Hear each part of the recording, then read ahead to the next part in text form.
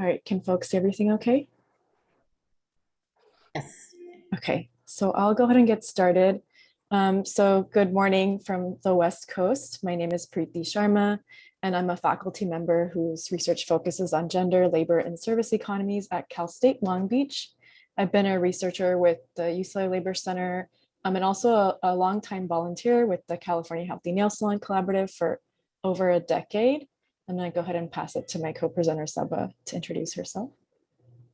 Thank you. Hi, my name is Saba Waheed, Research Director at the UCLA Labor Center. So happy to be here. I'm so touched by that opening. So I'm just still taking that in.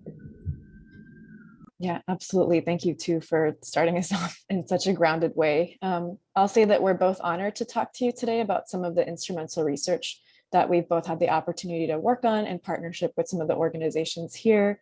And this is all to support the nail salon organizing. And our research today will focus on the nail salon industry broadly. So it's really exciting to say today that this research now includes a total of 4 reports on the nail salon sector, which range from both national to then regional in scale.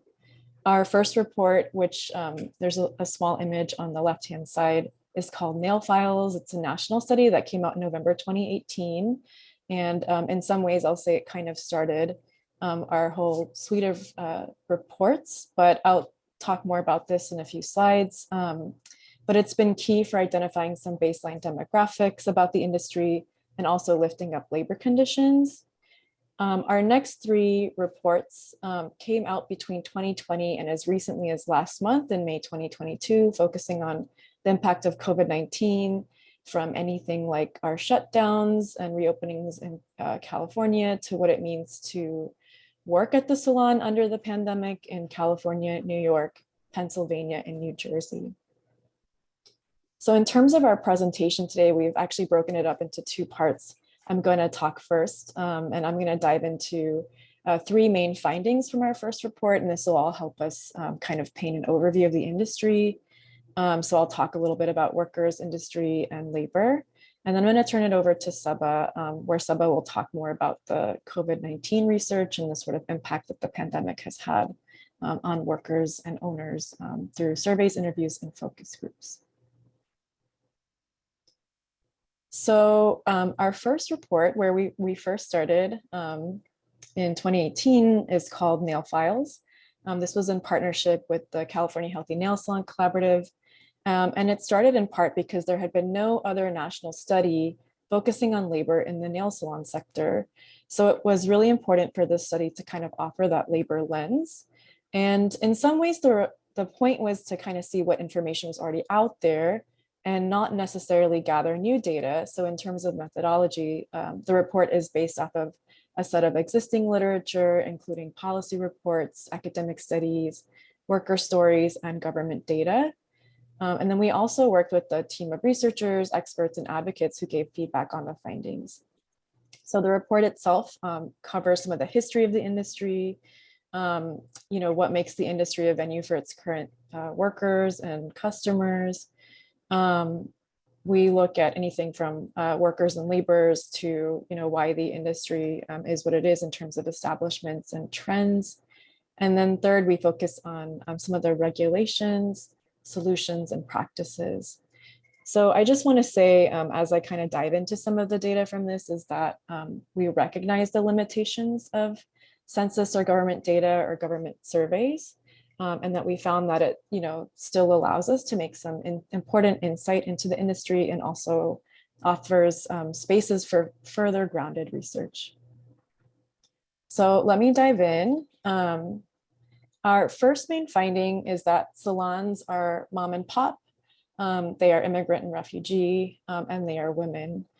And so what we mean by this is nearly 7 out of 10 salons have less than 5 employees. And this really shows the small sort of nature of this industry. So even at its kind of largest, 9 out of 10 shops have less than 10 employees. So again, a very mom and pop industry. Kind of continuing on with that, we really wanted to break down who works at the salon. And so, again, initially in this first report, we found that nearly 8 out of 10 salon workers are immigrant or foreign born, which is the sort of image on the right.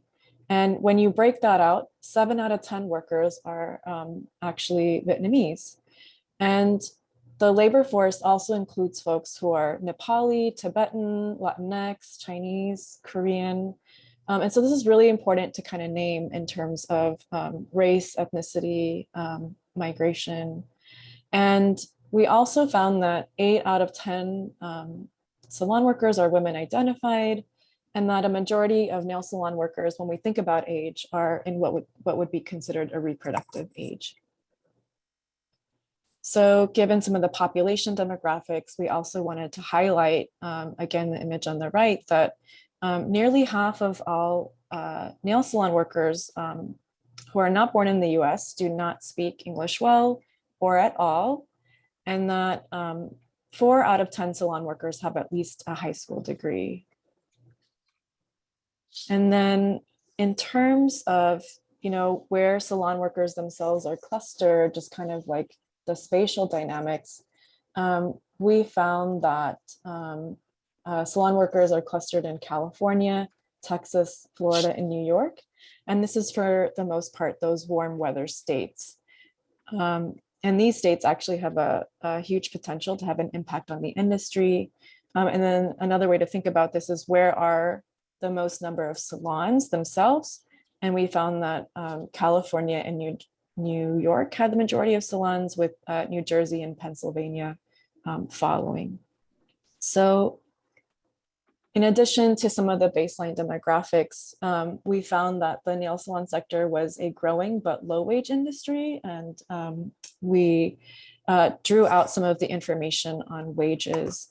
And so our second main finding then that we wanted to really highlight is that compared to the national rate of low wage workers in the US, nearly 8 out of 10 nail salon workers are low wage. And this is really important to highlight because this is double the national rate. So again, a heavily low wage industry. And then based on census data, additionally, if you kind of look at the image on the right, we found that full-time nail salon workers made less than half the median wage for all full-time workers. And part-time workers didn't have as much of a gap. And we estimate that this could be because of systems of flat pay, which we can talk about later. And the image on the left really highlights that the sector is was largely full-time. The other piece that we want to highlight is that, the nail salon sector experiences labor issues. And one key issue is around misclassification. And so in our report, we found that 30% of nail salon workers are self-employed. And this definitely stands out because it's triple the national average. And so this much higher percentage caught our attention, and it leads to some concerns that manicurists are potentially misclassified as independent contractors, and this is a way to sort of evade labor laws and protections. Some of the other kind of important labor issues that we found based on reports that some of the organizations here conducted are that the industry, again, is low wage, in which folks are being paid a flat rate rather than an hourly wage. In addition, we saw, again, that there were reports of minimum wage violations, overtime violations, salon workers were being paid late, and that salon workers were not given breaks. In addition to this, we also found through further research that there was harassment and surveillance at the salons. And then just in terms of industry trends, before I hand it over to Saba to talk about COVID, is that, prior to COVID-19, and again, in our first report, we really saw that this was a growing industry. When the report came out, it was projected that by 2020, that this industry would be at least a $6 billion industry in terms of the growth. And some of the trends included, the chains. While the industry is largely mom and pop and small, there were a couple of chains that were sort of growing in affiliation with Walmart, like Regal Nails. There was also a change in the kinds of cosmetics products that were being sold in terms of green chemistry and um, you know, using labels around calling themselves natural and green. I think thanks to advocacy through a lot of your organizations, but you know, at times those labels may not be valid or the type of composition was unknown. And then we also saw that salons were focused on incorporating male clientele with things like marketing and decor, so sort of expanding to male identified customers. And then we also saw that the industry was trying to adapt around on-demand or gig salon workers. But I'm going to go ahead and pass it to Saba to talk more about what this now looks like under COVID-19. Thank you, Preeti. Yeah, so I'm going to talk about the other three studies that where we were set up to try and capture what the effects were of COVID-19 on the industry, particularly looking at the economic impact. So we were able to work with the Healthy Nail Salon Collaborative, as well as Adhikar and in New York and Viet Lead in Philadelphia, South Jersey area. Um, the first study, which was done in California, actually was able to capture from over 700 surveys the immediate impact when salons closed, and we saw that both for workers and owners that they experienced extreme financial hardship with the sudden closures, that there just wasn't a system in place to support workers and owners, when things were just suddenly shut down. And then we were able to capture what happened when things started to settle in and salons were opening again, but then they would close again. And so what was the impact on workers from the kind of up and down that was happening after, within the 2 years that COVID was happening? So I will share most of those findings looking at the survey from California, which was about 158 workers, as well as from New York. So Adhikar was able to survey over 200 workers. And then Viet Lead was able to survey 47 workers. And in addition, they were all able to capture focus groups, capture the experience through focus groups and interviews with 13 workers. So as Preeti mentioned, the nail salon was growing. In the 5 years prior to the pandemic, the industry had seen an increase of 45%, since 2015. So when COVID hit, you really saw the collapse of the industry, and that's in the second table. The workforce fell by 80% in the second quarter. And then throughout the year, when you compare the year before to the first year of COVID, the employment had been decreased by a third.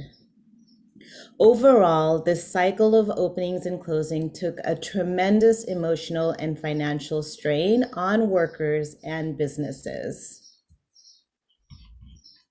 So even as salons opened, it wasn't business as usual. The clientele didn't come back right away, and most salons couldn't bring back all of their employees. So when we looked at the numbers in California, about 70% said that their salons had opened with 5 employees or less. It was 66% in Philadelphia and South Jersey, and then about 45% in New York.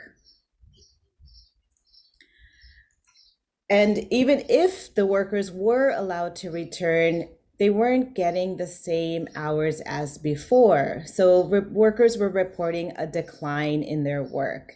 In New York, 80% of workers said that they had to work for less hours, and that was for 3/4 of workers in California.